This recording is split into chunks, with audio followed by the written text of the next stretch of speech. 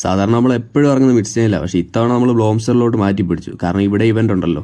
അപ്പോൾ നമ്മൾ ഇവിടെ ഇറങ്ങി, നമ്മുടെ കൂടെ ഒരുത്തനെ ഉണ്ടായിരുന്നു. ആദ്യം ഈ വീട്ടിൽ കയറിയത് നമ്മളാണ്.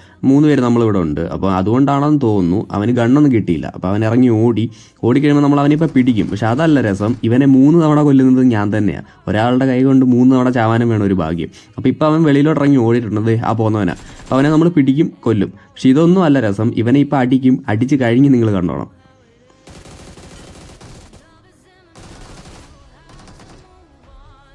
അങ്ങനെ അവനെ അടിച്ച് കഴിഞ്ഞ് നമ്മളിവിടെ എല്ലാം ഓടി നടന്ന് ലൂട്ടൊക്കെ ചെയ്ത് സെറ്റായിട്ട് വന്നപ്പോൾ അപ്പുറം വേറൊരു ടീം വന്നു. അപ്പോൾ അവന്മാരെ അടിക്കാനുള്ള ഒരു പ്ലാനുമായിട്ട് പൊക്കോണ്ടിരുന്നപ്പോൾ ആ പാരഷൂട്ടിൻ്റെ സൗണ്ട് കേൾക്കുന്നത്. അപ്പോൾ അതും എൻ്റെ തലയ്ക്ക് മേളിൽ കൂടെ നോക്കിയപ്പോൾ നല്ല പരിചയമുള്ള ഡ്രസ്സ് ഇട്ട് ഇപ്പം കണ്ടു പറഞ്ഞൊരു സാധനം. ആരാ? മറ്റവൻ തന്നെ. അവൻ എന്നെ റിവെഞ്ച് എടുക്കാൻ വന്നതാണെന്ന് തോന്നുന്നു, അറിയില്ല. എന്തായാലും അവനെ എൻ്റെ കയ്യിലിട്ടാ ഇത് തന്നത്. വന്ന് ഇറങ്ങിയതേ എൻ്റെ അടുത്തോട്ടാണ്. ഏറ്റവും വലിയ രസം എന്ന് വെച്ചാൽ ക്രാബിൽ വന്നു. അവിടെ എല്ലാം ക്ലിയർ ചെയ്ത് ക്രാബ് രാശി വന്നപ്പോഴാണെങ്കിൽ എൻ്റെ ടീമേറ്റ് ഇപ്പോൾ ഓപ്പണിൽ പോകുന്നതുണ്ടോ. ഇപ്പോൾ അവനെ അടിക്കുന്നത് കഥകും തുറന്ന് വന്നതേ മറ്റവൻ തന്നെ.